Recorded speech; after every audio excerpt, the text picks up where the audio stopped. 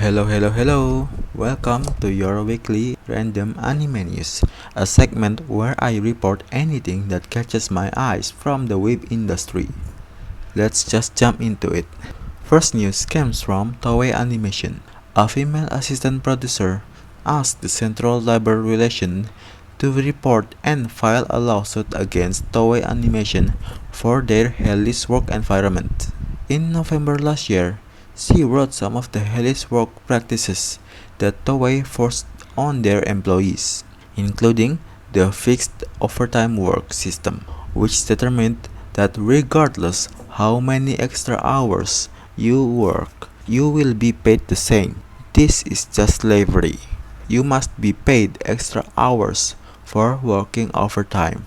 She also said that Toei Animation work hours regularly exceeds 13 hours every day. The assistant producer also alleged in the lawsuit announcement that she was sexually harassed, claiming that a freelance employee touched inappropriately. And in a separate incident, another freelance assistant director supposedly gave her unreasonably orders, such as staring at her while they were alone in a camera test and ordering her to sit with him. In both of those incidents, when she reported their behavior, she claimed she received no assistance from Toei staff at all. This is really typical Japanese way of handling sexual harassment. They just ignored it. There were countless cases of sexual harassment that goes under the rug mainly for two reasons.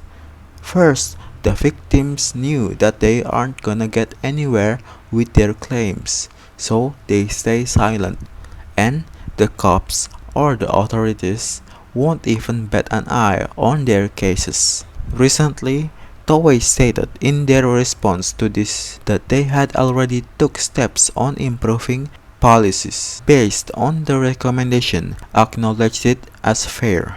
Let's just hope that the female assistant producer get the justice she deserved and made this a spark for other workers to call out their unfair company. Next news is a bit weird in my opinion, but when I realized it's from Japan, that thoughts vanished from my mind. News Post 7, a Japanese news portal, reported that the sale of used masks, yes, you heard that right, the sale of used masks has been increasing in Japanese virtual marketplace lately. Even a girl as young as 15 years old took advantage of this.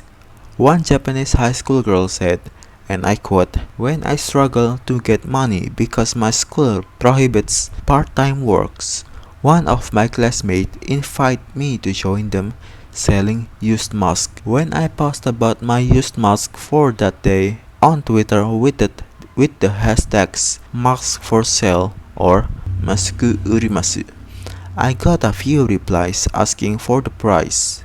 Some even told me to wear thicker makeup so that some of them may stick to the mask. I don't tell both of my parents, and I got around 10,000 yen or around 100 US dollar. This is really insane, but not that it's insane coming from Japan. And of course, almost 100% people of selling their used mask is female because they know what they were doing. If men were selling their used mask, they need to be handsome with no bad breath at all to sell their used mask. But I guess that's just how the world works. I took a peek at the hashtags to see is it really popular, and yeah, it is pretty popular.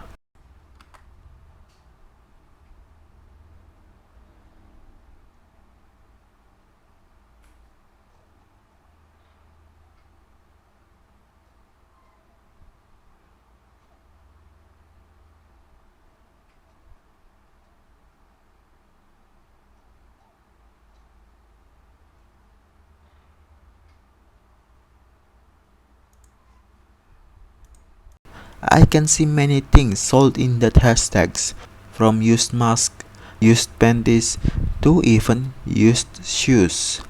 Anything that caters to male fetishes are probably sold there. What do you guys think? Would you buy it? Anyway, that will be it for this week Random Anime News. Wait, should I change the segment title to Random Web News?